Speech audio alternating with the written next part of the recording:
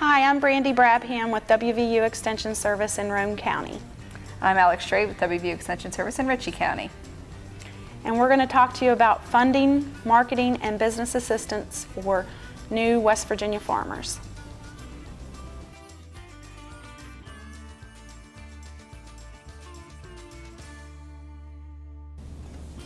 As an overview, we're going to cover state assistance, federal assistance, a hybrid of state and federal funding agencies, maybe even some private public funding opportunities and marketing, and then lastly just some private assistance that we'd like to offer to you. First thing we would make mention of is the Northeast SARE and West Virginia SARE. SARE stands for Sustainable Agriculture Research Education. Programs that have been developed through USDA and outreach programs. Basically, they are focused on sustainable agriculture. There's 4 regional councils. West Virginia is part of the Northeast division of that.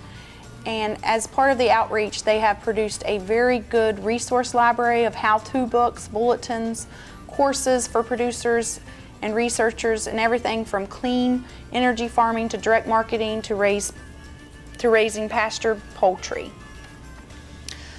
This is just a whole bunch of websites that you might be able to access on the online version of our PowerPoint through the West Virginia University Extension Services Small Farm Center's website.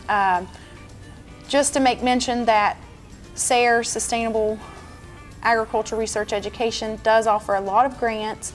They're typically due around the 1st of December, but you need to start planning if you are going to take on one of these grants months in advance about what project you'd like to see, who you'd like to work with, because they have farmer grants that are specifically for farmers doing a research activity, trying new varieties, trying some innovative farming technique. Partnership grants where you work with another agency like the Department of Agriculture or the Conservation District. They have sustainable community grants that are focused more on the communities. They have grad student grants for travel or specific study for individuals that are in graduate school. Professional development grants, these are available for service providers that are involved with agriculture or even producers who are wanting to learn more, like go to a cheese making workshop. Again, and then research and education grants, typically aimed at educators, ecosystem research grants, and conference and workshop support. So a lot of times these conferences that you have available in West Virginia for producers to attend, if you have some financial need, the SARE organization will help support scholarships or partial scholarships to attend this. Another thing that they have available is enterprise budgets. West Virginia is in the process of developing some enterprise budgets, but we've listed up here different states that surround us that have excellent resources to go to, and listed those as I would highly recommend the Pennsylvania Alternative Agriculture, where it has the enterprises broken down and how much you can plan for. But we have Vermont, Kentucky, Maryland, Virginia, and Ohio also listed. The next place to check out is the Small Business Administration. We want to remember that farming is a business, and what this organization offers is they help facilitate loans for you with a third-party lender, guarantee a bond, or help you find venture capital. Understanding how they work is the first step towards receiving assistance, and you'll be able to follow this link off the PowerPoint that is provided at the Small Farm Center website. Speaking of the Small Business Administration, West Virginia has a Small Business Development Center. Actually, there are several business centers located throughout the state, as you can see in this map that's listed above. There's a general contact information, and they do basically the same thing. However, they have business coaches on hand in each of these locations, so you can consult with them if you're trying to develop a business plan, develop a marketing plan, decide the business structure you want to set up, whether you want to do a sole proprietor or LLC or some other type of business structure. These are the folks that will work with you and help you take your farm to next business level. The Farm Credit of the Virginias is a great place to apply for loans for farming activities or just general home loans even, or real estate loans, farm improvement loans. They offer a variety of different loans. Besides the real estate and farm improvement, you can get equipment loans where you can upgrade or replace inefficient equipment and take advantage of dealer cash discounts by financing through Farm Credit. They will also provide loans on used equipment if it meets their standards. You can get operating loans that have payment schedules that can be established to work with when your crop might be coming in or you're able to sell livestock. These operating loans give you the opportunity to lock in prices by paying ahead, and that gives you tax benefits. You can also get automobile and personal loans, as well as they provide some educational opportunities like the Young Farmer Institute, which is usually around April, and that happens yearly, and it rotates around the state.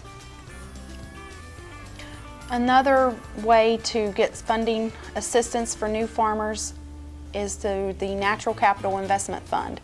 It's an organization out of Shepherdstown, West Virginia that specifically targets agricultural-based companies to invest in and natural resource-based companies. They support business expansion, any creation of employment opportunities, and sustainable economic development through the royal tax base. And they're available to West Virginia and our surrounding states, but specifically to those who have limited access to capital from traditional sources. So there's their contact information. Next, we have marketing and business assistance through the West Virginia Value Chain Cluster Initiative. Originally, this program was designed to cover 17 West Virginia counties, about 1/3 of the state. Their website is vc2.org. They provide technical assistance valued anywhere from $3,000 to $5,000 for individuals and groups. They have some funding or at least some expertise to do feasibility studies, help with competitive bid processing to select consultants. They pay consultants directly through their program to assist farmers or farm businesses or groups. They help develop HACCP plans if you're looking at value-added product production, recipe formulation. They help with facility design and compliance with state and federal regulations if you're looking to put in a cold storage, a processing plant, any of those type of things, and they also help with website and label design.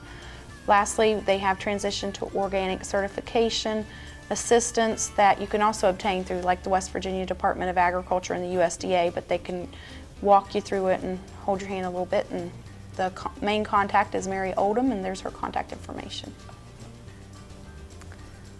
Some other good state networking assistance is the West Virginia Food and Farm Coalition. You can find them at wvfoodandfarm.org.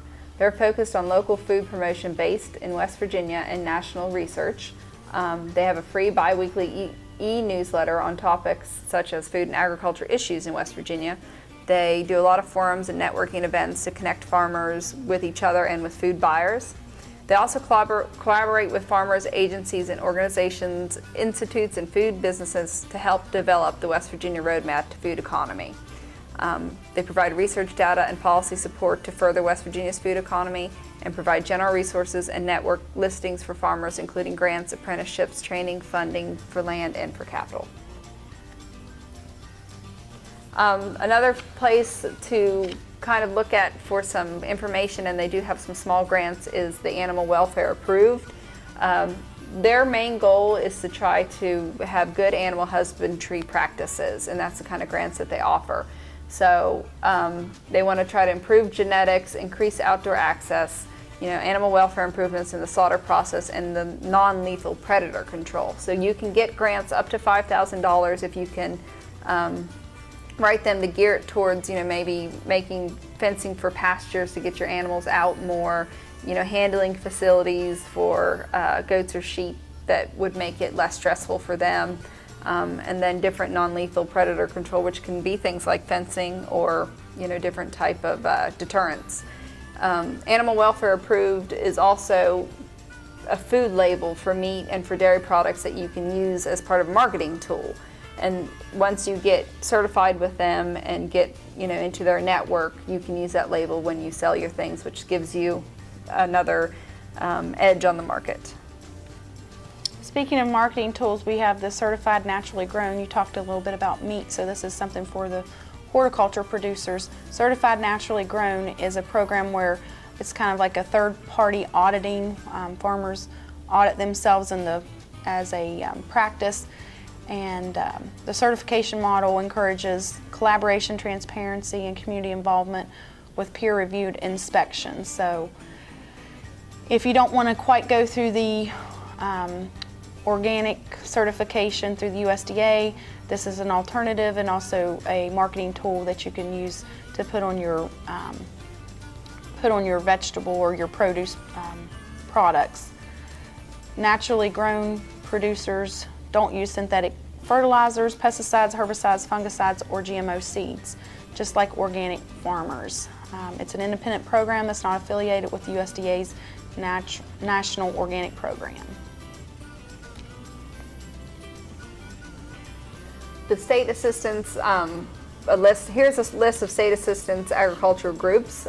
We've got the Farm Bureau, West Virginia Agri-Women, West Virginia Cattlemen's Association, West Virginia Poultry Association, West Virginia Shepherds Federation, West Virginia Beekeepers, the West Virginia Queen Producers, the West Virginia Extension Services Master Gardeners, the West Virginia Farmers Market Association, Appalachian Goat Association, West Virginia Maple Syrup Producers Association, the West Virginia Agritourism Initiative, and the West Virginia Breed Associations. These are all associations that you can get involved in.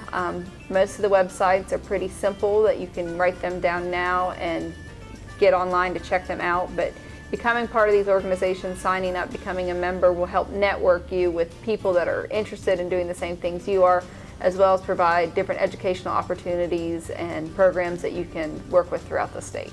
So to conclude our slideshow presentation for today, we have state and federal assistance websites dealing with agriculture. We have West Virginia and federal agencies. I know we went over some of these, but some of these we did not cover throughout the presentation. But of course we talked about the West Virginia Department of Agriculture, and there's their website. The USDA Farm Service Agency, they have a state office in West Virginia, so does the USDA NASS, or National Agriculture Statistics. We didn't cover the FFA, or otherwise known as the Future Farmers of America Association, but they have their own website here in West Virginia. NRCS, or Natural Resource Conservation, and also Rural Development. And we listed the 2 extension services that are available for contact. Some USDA agencies we didn't discuss included the Agriculture Research Service and the Economic Research Service. So good resources to find economic data or marketing data. Then if you're really interested in getting research-based publications, I highly recommend the National Agriculture Library at the site listed on our slideshow here. And the Census of Agriculture comes from the National Agriculture Statistics Service every 5 years. So if you want to know a complete look of agriculture, go to the Census of Agriculture. I think the last one was done in 2012. So in 2017 we're due for another census, but it won't be published until 2018. The general USDA's portal is up there, as well as other federal agencies including the CDC, the National Weather Service, the Government Export Portal, and